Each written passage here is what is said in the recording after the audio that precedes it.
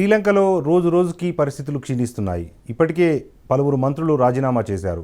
ఆర్థిక మంత్రి బాసిల్ రాజపక్సను అధ్యక్షుడు గోటబయ తప్పించారు. మంత్రి పదవులు ఇస్తామని విపక్షాలకు సైతం ఆహ్వానం పలికారు. ప్రభుత్వంలో చేరాలని విపక్షాలను ఆహ్వానించారు గోటాబయ ప్రతిపాదనను యునైటెడ్ పీపుల్స్ ఫోర్స్ తిరస్కరించింది. ప్రభుత్వంలో చేరలేమని తమిళ్ పీపుల్స్ అలయన్స్ ప్రకటించింది. పదవికి రాజీనామా చేశారు. ఇప్పటికే శ్రీలంక సెంట్రల్ బ్యాంక్ గవర్నర్ తన పదవికి రాజీనామా చేశారు. శ్రీలంకలో పరిస్థితి నానాటికి దిగజారుతోంది. అక్కడ ప్రజలు తీవ్ర ఆర్థిక సంక్షోభంలో కూరుకుపోయారు. ప్రజలను ఆర్థిక సంక్షోభం నుంచి బయట పడేయాల్సిన ప్రభుత్వం సైతం చేతులెత్తేసింది. దీంతో అది రాజకీయ సంక్షోభ దిశగా సాగుతోంది. ప్రధానితో సహా మంత్రులు మొత్తం కూడా రాజీనామా చేసినట్టుగా తెలుస్తూ ఉంది. ఏకంగా ఇప్పుడు విపక్షాలను కలుపుకొని కొత్తగా ప్రభుత్వాన్ని ఏర్పాటు చేయాలి అని చెప్పి కూడా కొన్ని రాజకీయ పక్షాలు ప్రయత్నాలు సాగిస్తూ ఉన్నాయి. అయితే ఎవరు అధికారంలోకి వచ్చినా కూడా, ఎవరు గద్దె మీద కూర్చున్నా కూడా తక్షణము ఈ సమస్య అయితే పరిష్కారం అయ్యే అవకాశాలు కనిపించట్లేదు. ఆర్థిక ద్రవ్యోల్బణం తీవ్ర స్థాయిలో పెరిగిపోయింది. కనీసం కేజీ బియ్యాన్ని కూడా కొనుక్కునే ఆర్థిక స్తోమత ప్రజలకు లేకుండా పోయింది. కొనుగోలు శక్తి సైతం, ఉపాధి లేకపోవడంతో కొనుగోలు శక్తి సైతం ప్రజల వద్ద లేదు. దీంతో ప్రజలు తీవ్ర ఇబ్బందులు ఎదుర్కొంటున్నారు. పిల్లల పాలకు సైతం శ్రీలంక తల్లిదండ్రులు తీవ్ర ఇబ్బందులు ఎదుర్కొంటున్నారు.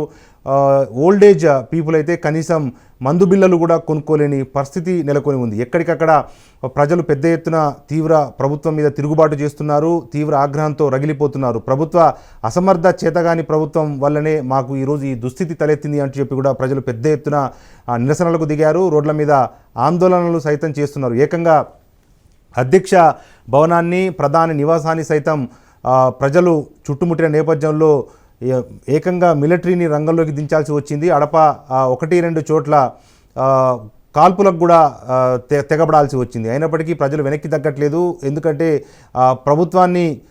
ప్రభుత్వానికి బుద్ధి చెప్పాలి, తమ ఆగ్రహాన్ని వ్యక్తం చేయాలి, ప్రదర్శించాలి. ఎందుకంటే ప్రభుత్వం తీరు వల్లనే ఈరోజు ఈ ఆర్థిక సంక్షోభంలో దేశం చిక్కుకుపోవాల్సి వచ్చిందని ఒక బాధ మాత్రం సర్వత్రా వ్యక్తమవుతోంది. ఏది ఏమైనప్పటికీ కూడా ఏకంగా ఇటువంటి ఆర్థిక సంక్షోభ సమయంలో ఆర్థిక వ్యవస్థను గాడిలో పెట్టాల్సిన పాలకులు కానీ, లేకపోతే సెంట్రల్ బ్యాంక్ గవర్నర్ కానీ వీళ్ళిద్దరూ సైతం చేతులెత్తేశారు. అటు మంత్రులు, ఇటు శ్రీలంక సెంట్రల్ బ్యాంక్ గవర్నర్ తమ పదవులకు రాజీనామా చేసిన నేపథ్యంలో చుక్కానీ లేని నావల ప్రస్తుతం శ్రీలంక పాలన సాగుతోంది. అసలు ఎవరు పాలిస్తున్నారు, ఏం జరుగుతోంది, ఎవరు మమ్మల్ని ఆదుకుంటారు అన్న ఒక నైరాశ్యంలో శ్రీలంక ప్రజానికం వెళ్ళిపోయిన నేపథ్యంలో భారత్ తన వంతు సహాయంగా ఇప్పటికే భారీ స్థాయిలో నిత్యావసర సరుకులను అయితే పంపించింది.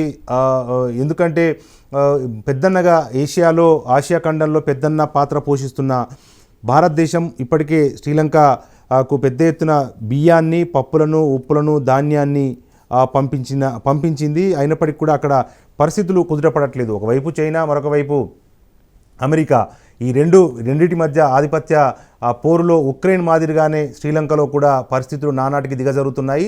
ఈ ఆర్థిక సంక్షోభం కాస్త రాజకీయ సంక్షోభంగా మారింది. ఆ రాజకీయ సంక్షోభం తీవ్ర స్థాయికి చేరుకుంటే కనుక శ్రీలంకలో మరోసారి అంతర్యుద్ధం తప్పదా అన్న ఆందోళనలు శ్రీలంక వ్యాప్తంగా వ్యక్తమవుతూ ఉన్నాయి.